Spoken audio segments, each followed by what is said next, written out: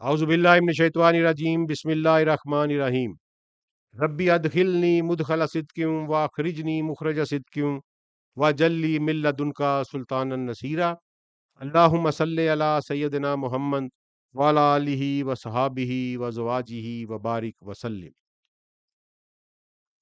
अस्सलाम वालेकुम जी जनाबे वाला, हम कंटिन्यू करेंगे इबादत और इलाह के कंसेप्ट को सूरह बकरा की आयत नंबर 20, और इस पे हमने शेर हासिल बहस कर ली थी। अब हम आते हैं कि इसका कंसेप्ट क्यों बदला गया और किस वजह से बदला गया और कब बदला गया। ये जो रसूल अल्लाह सल्लल्लाहु अलैहि वसल्लम ने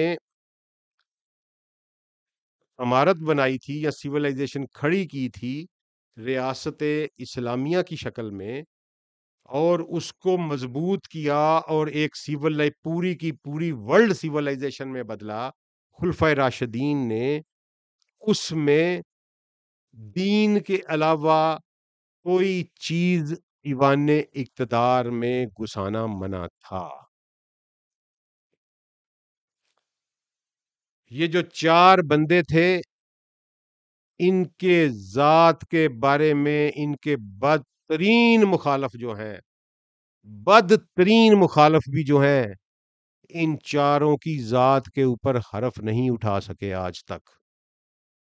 हमारा एक तबका है अहले तशय्यो हजरात में जो राफजी और गाली हैं, वो सैयदना अबू बकर और सैयदना उमर का नाम सुनना भी पसंद नहीं करते, लेकिन इसके बावजूद बारहा 100 इख्तलाफात के उनके जाती किरदार के ऊपर आज तक कोई उंगली कोई हरफ नहीं उठा सका। ये चार बंदे ह्यूमन सिविलाइजेशन का के चार पिलर हैं, और ये चार बंदे जो हैं, इनको ये मेरे रसूल के तराशे हुए हीरे हैं। इन चारों के बारे में अगर किसी के दिल में किसी किस्म का मैल या बुग़्ज़ हुआ ना, ये मैं आपको सर्टिफाई करके कह रहा हूं, यूं समझ लें कि मैंने खुद अपनी आंखों से ये देखा हुआ है। इस लेवल तक मुझे इसका यकीन है कि हौज़े कौसर के ऊपर ये चारों अफराद सैयदी रसूल अल्लाह के दाएं बाएं खड़े होंगे। अगर उन्होंने इन चारों में से किसी एक बंदे ने कह दिया ना कि या रसूल अल्लाह, ये बंदा मेरे बारे में बुग़्ज़ रखता था या मेरा दुश्मन था, मुझे अल्लाह ने खबर दी है, तो रसूल अल्लाह सल्लल्लाहु अलैहि वसल्लम उनका इन चारों का रसूल अल्लाह से वो ताल्लुक था कि रसूल अल्लाह उसको जामे कौसर नहीं देंगे।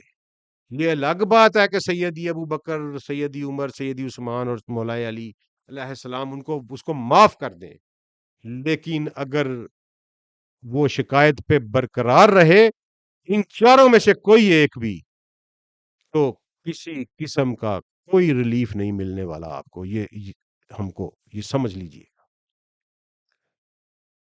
ये चार जो हैं, इनमें पहले दो जो हैं, उन्होंने मेराज पे पहुंचाया है इस रसूल अल्लाह सल्लल्लाहु अलैहि वसल्लम के निज़ाम को। देखें, दुनिया में जब भी रेवोल्यूशन आता है, काउंटर रेवोल्यूशन करंट्स जो है वो जन्म लेती हैं। रसूल अल्लाह सल्लल्लाहु अलैहि वसल्लम का रेवोल्यूशन आया, काउंटर रेवोल्यूशंस की करंट्स वक्तन फौक्तन उठती रहीं, और ये चारों ने उनका कला कमा किया। इन चारों का एक एक वाकया मैं आपको जरूर सुनाऊंगा ताकि समझ लग जाए कि ये किस तरह इनका 24 घंटे जो था वो इबादत में था। और इबादत होती क्या है? सैयदना अबू बकर सिद्दीक कपड़े का काम करते थे, खलीफा मुंतखब कर लिए गए, अपनी दुकान की तरफ चल दिए, अपना सामान कंधे पे रख के लोगों ने कहा अमीरुल मोमिनीन आप कैसे कपड़ा बेच सकते हैं। कॉन्फ्लिक्ट ऑफ इंटरेस्ट का यहीं से कंसेप्ट आया, जो उमर बिन खताब ने इस इंसानियत को दिया और कहा कि जिस बाजार में खलीफा कपड़ा बेच रहा होगा, वहां से کوئی کسی کی دکان نہیں چل سکتی، ہر گاہک جو ہے وہ خلیفہ کی دکان سے ہی خریدے گا۔ آپ دیکھیں نا کہ ایک صدر یا ایک وزیر اعظم یا ایک ڈپٹی کمشنر ہی سمجھ لیں، وہ اگر ایک سٹال لگا لے تو شہر کا ہر بندہ اسی کی دکان سے خریدے گا۔ عمر نے کہا کہ امیر المومنین آپ یہ کام نہیں کر سکتے، تو امیر المومنین نے کہا کہ پھر میں کیا کروں، میرے بچے ہیں، میرے پاس سلسلہ روزگار نہیں ہے۔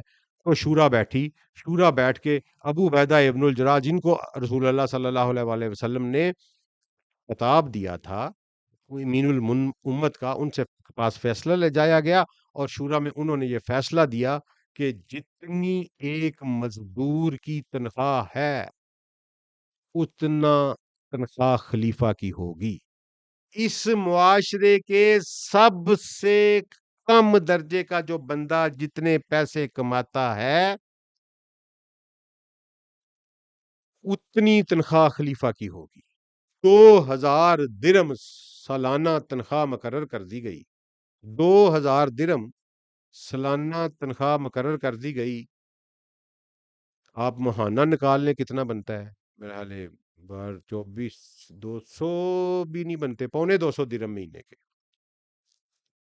اچھا جی، اور جب وہ 2.5 سال یا 2.25 سال رہے خلیفہ، وقت وصال تھا، موت کا وقت تھا، تو اپنے بچوں سے پوچھا کہ کوئی میری جائیداد ہے بچی ہوئی جو میں نے ابھی تک تقسیم یا خرچ نہ کی ہو؟ تو بیٹے نے کہا کہ ایک باغ ہے۔ فرمایا اسے 4000 درم میں کوئی خریدتا ہے؟ تو ایک بندے نے 4000 درم میں، وہ غیر مسلم تھا، وہ اس نے 4000 درم میں وہ خریدا۔ جب بیٹے نے سیل کے لیے آفر کیا اور کہا کہ یہ 4000 درم لے جاؤ اور بیت المال میں واپس جمع کرا دو، میں نے 2 سالوں کی تنخواہ 4000 درم نکلوائی ہے، میں اپنے رسول کا سامنا اس حالت میں نہیں کر سکتا کہ میں نے ان کی امت کی خدمت کا معاوضہ لیا ہو۔ سر پہ کھڑے عمر ابن الخطاب نے کہا کہ اللہ اس شخص پر رحم کرے، یہ اپنے سے بعد میں آنے والوں کے لیے مشکلات پیدا کر گیا ہے۔ یہ معیار تھا اقتدار کے ایوان میں دین کا۔ دوسرے کی بات سنیے، 22 لاکھ مربع میل کا حکمران ہے، ایشیا افریقہ کے اوپر اس کی مکمل اجارہ داری ہے، یورپ کے دروازوں کے اوپر اس کی فوج کی دستک چل رہی ہے، اور بیت المال میں خزانے اتنے جمع ہو چکے ہیں، اور خوشحالی کا یہ عالم ہے کہ دینے والے پھرتے ہیں، لینے والا کوئی نہیں پھرتا۔ وہ شخص، وہ امیر المومنین، وہ 22 لاکھ مربع میل کا حکمران، وہ بیمار ہوتا ہے اور حکیم اس کو، ڈاکٹر اس کو دوائی دیتا ہے اور کہتا ہے کہ اس کو روزانہ 2 تولے شہد کے ساتھ یہ دوائی کھانی ہے۔ اس کے بیت المال میں کنستر کے ڈرم بھرے پڑے ہیں شہد سے۔ وہ مسجد میں آتا ہے، ممبر پہ کھڑا ہوتا ہے، لوگوں کو کہتا ہے کہ مجھے حکیم نے دوائی تجویز کی ہے جو 2 تولہ شہد کے ساتھ کھانی ہے، میرے پاس اتنے پیسے نہیں ہیں کہ میں 2 تولہ شہد خرید سکوں، اگر تم مجھے اجازت دو تو میں 2 تولہ شہد روز بیت المال سے لے کے دوائی کھا لیا کروں۔ 2 تولہ!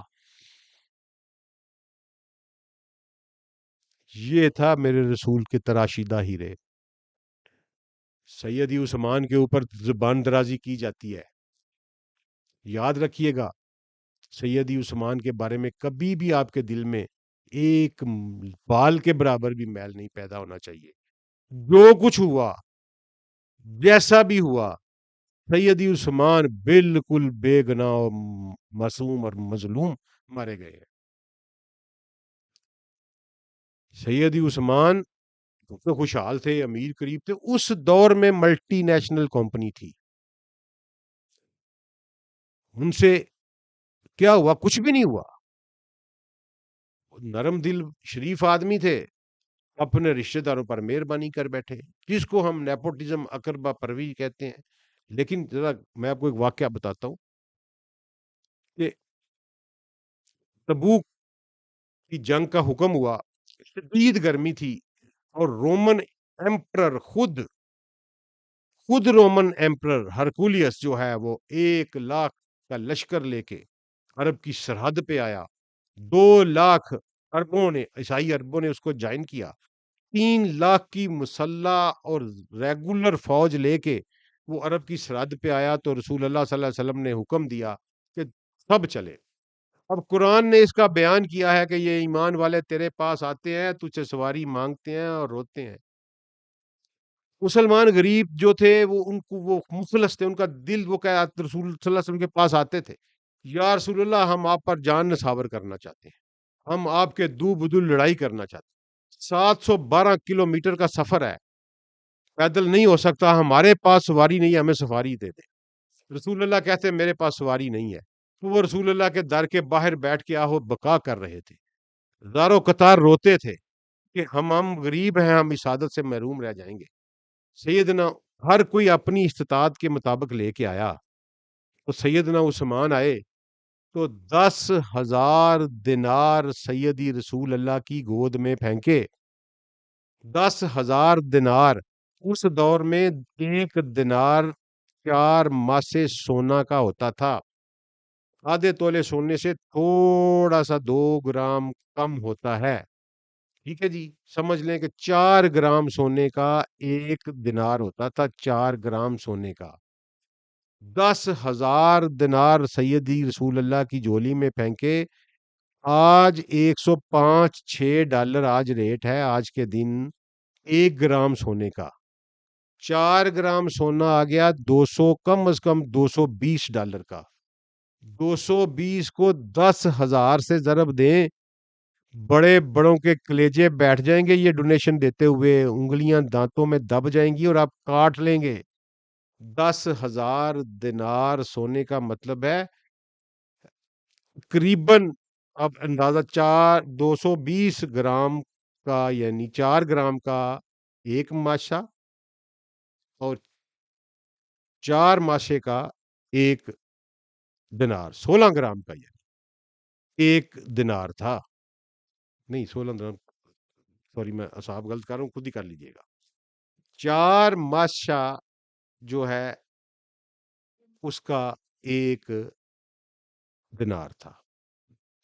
ٹھیک ہے جی، آدھے تولے سے تھوڑا سا کم تھا، آدھے تولے میں 11.68 گرام کا 1 تولہ ہوتا ہے، آدھے تولے میں سمجھے 5.5 گرام ہوئے، تھوڑا سا کم لگا لیں تو 4 گرام کا 1 دینار، اور 105 ڈالر کا 1 گرام سونا، آج کا ریٹ یعنی 220 ڈالر کا کی مالیت کا 1 دینار تھا، اور 10,000 دینار سرکار کی گود میں پھینکے، اور سرکار سکے اچھالتے تھے اور کہتے تھے کہ خوشی سے سکے ایسے ایسے اچھالتے تھے اور کہتے تھے کہ عثمان آج کے بعد جو مرضی کرو اللہ نے تمہیں معاف کر، جو مرضی کرو اللہ نے تمہیں معاف کر دیا۔ اور آپ شکریہ ادا کریں سیدی عثمان کا کہ انہوں نے صرف یہ کیا کہ اپنے رشتہ داروں کو نواز دیا۔ اس کے علاوہ اگر میرے پاس یہ لسنس ہو نا کہ مجھے رسول اللہ کہہ دیں کہ آج کے بعد جو مرضی کرو، تو میں تو انی ڈال دوں اس دنیا میں۔ آپ دیکھیں وہ اس عظیم تقوی پہ کہ ایک تیڑی پیسے کا، تیڑی پیسے کا لینا تھا، وہ تو خود اگر اسلام کی گردن کے اوپر فائنینشلی کسی کا احسان ہے، اسلام کی گردن کے اوپر، اور قیامت تک کے آنے والے مسلمانوں کی گردن کے اوپر فائنینشلی اگر کسی کا احسان ہے، تو وہ سیدنا عثمان بن عفان ذو النورین ہے، کوئی میل نہ آئے۔ یہ ایک واقعہ، ان کا ایک واقعہ مولا علی علیہ الصلوۃ والسلام کا، کہ وہ کوفہ میں جب گئے تو انہوں نے اعلان کیا کوئی حکمران اپنے آپ کو اس طرح پریزنٹ نہیں کر سکتا، دنیا کا کوئی چھوٹے سے چھوٹا ایک یونین کونسل کا، ایک ضلع کا ڈپٹی کمشنر بھی یہ کام نہیں کر سکتا، میں بھی رب کعبہ کی قسم یہ کام نہیں کر سکتا۔ انہوں نے کہا کہ اے کوفے والو سنو، میں آیا ہوں تو میرے پاس یہ ایک جوتوں کی جوڑی اور یہ 2 کپڑوں کے جوڑے ہیں، خیال رکھنا کہ اگر میں اس سے زیادہ لے کر واپس یا اس دنیا سے چلا جاؤں تو سمجھ لینا کہ میں بددیانت تھا. یہ تھے میرے رسول اور یہ تھا اقتدار کے ایوان کا دین. اقتدار کے ایوان سے دین کو نکال دیا گیا. کیوں؟ اپنی حکمرانی کی لذتوں کو. اور سب سے پہلا کام کرنے والے، یہاں بڑا کچھ ہوگا لیکن میں حق کو نہیں چھپا سکتا. میں قرآن پاک کے اوپر ہاتھ رکھ کے کہتا ہوں کہ میں نے ہر قسم کے بغض سے پاک ہو کر جناب معاویہ بن سفیان رضی اللہ عنہ کا وکیل بن کر انتہائی پازیٹیو ہو کر اپنے سارے لٹریچر کو دوبارہ سے کھنگالا. سب سے پہلا کام کرنے والے، اسلام میں سب سے پہلی ڈرفٹ ڈالنے والے جناب معاویہ بن سفیان ہے. یہ میں قرآن پاک، یہ میری عقل، میرے شعور کے مطابق جتنی نالج، جتنا علم میرے تک پہنچا، میں نے اپنی حد المقدور کوشش کر کے اس تک رسائی کی کوشش کی. کتنے سال اس کی پہ اوپر ورک کرتا رہا اور کنکلوژن نہیں ڈرائیو کیا، اور ہر جگہ پہ شک کا فائدہ دیتے ہوئے میں ان کے بارے میں حسن ظن رکھتا رہا. آج بھی حسن ظن رکھتا ہوں. میں انہیں سیدی رسول اللہ صلی اللہ علیہ وسلم کا صحابی مانتا ہوں، صاحب ایمان مانتا ہوں، اور میرا ان کے بارے میں حسن ظن یہ ہے کہ ان کو رسول اللہ صلی اللہ علیہ وسلم کی رفاقت کام آئے گی، اور اللہ اور رسول اور مولا علی علیہ السلام انہیں معاف کر دیں گے. یہ میرا حسن ظن ہے اور میں یہ قائم رکھتا ہوں. میں نے کبھی ان کی زندگی میں ان کے بارے میں کوئی نیگیٹو نہیں سوچا. میں ان کے بارے میں کبھی کوئی بدتمیزی، کسی قسم کا کوئی جملہ نہیں کہا. استغفر اللہ، لا حول ولا قوت الا باللہ. لیکن میرے بھائیو، جو غلطی ہے، جو غلط کام ہے، وہ حق سمجھ کے پوائنٹ آؤٹ کروں گا کہ سب سے پہلی ڈرفٹ انہوں نے ڈالی. اور آپ کو حیرانگی ہوگی کہ ایک انکاؤنٹر رپورٹ ہوا ہے، ہمارے محدثین نے کیا ہے، اور بالکل صحیح روایت ہے. یہ ایک انکاؤنٹر ہے جناب عبداللہ بن عباس کا اور جناب معاویہ کا. جب معاویہ حکمران بن گئے تو عبداللہ بن عباس کے ساتھ ان کا ایک کاؤنٹر ہے. انہوں نے عبداللہ بن عباس کو کہا کہ اے عبداللہ بن عباس، تمہیں معلوم ہے نا کہ میں نے قرآن کو سمجھانے پر پابندی لگا رکھی ہے. میں انتہائی ذمہ داری کے ساتھ یہ الفاظ بول رہا ہوں، ایگزیکٹ وہ الفاظ بول رہا ہوں جو پڑھے ہیں. ابن عباس، تمہیں پتا ہے کہ ہم نے قرآن کے سمجھانے پر پابندی لگا دی ہے؟ ابن عباس نے کہا کہ معاویہ، تمہیں پتا ہے کہ قرآن کو سمجھانا رسول اللہ نے ہمارے اوپر فرض کیا تھا؟ تو وہی طویل نکالی جو آج کا مولوی نکالتا ہے. فرمایا نہیں، قرآن کو پڑھنا فرض کیا تھا، قرآن کو سمجھانا فرض نہیں کیا تھا. ابن عباس نے کہا کہ معاویہ، تم یہ کہتے ہو کہ ہم لوگوں کو قرآن کو پڑھائیں لیکن یہ نہ بتائیں کہ قرآن میں کیا لکھا ہے؟ اس نے کہا کہ ہاں، ہم یہی چاہتے ہیں. اس نے کہا کہ پھر ہم، عبداللہ بن عباس نے کہا کہ ہم تو قرآن کو پڑھائیں گے بھی اور قرآن کو سمجھائیں گے بھی. تو جناب معاویہ نے کہا کہ ایگزیکٹ الفاظ بتا رہا ہوں کہ ابن عباس، اپنی جان بچاؤ اور چوری چھپے یہ کام کیا کرو. یعنی ان ادر ورڈز، اوپنلی قرآن کو سمجھانے پر انہوں نے ان کو قتل کی دھمکی دی. اور پھر شام کو اپنے نوکر کے ہاتھ 10,000 درم ان کو ہدیہ بھیج دیا. ایڈمنسٹریٹو سائنسز میں ہم اس کو کیرٹ اینڈ اسٹک کہتے ہیں. میں نے آپ کو کوٹ کر دیا، نتیجہ آپ خود نکال لیجئے گا. سب سے پہلے کہا گیا کہ یہ سیاسی معاملات ہیں، حکومتی معاملات ہیں.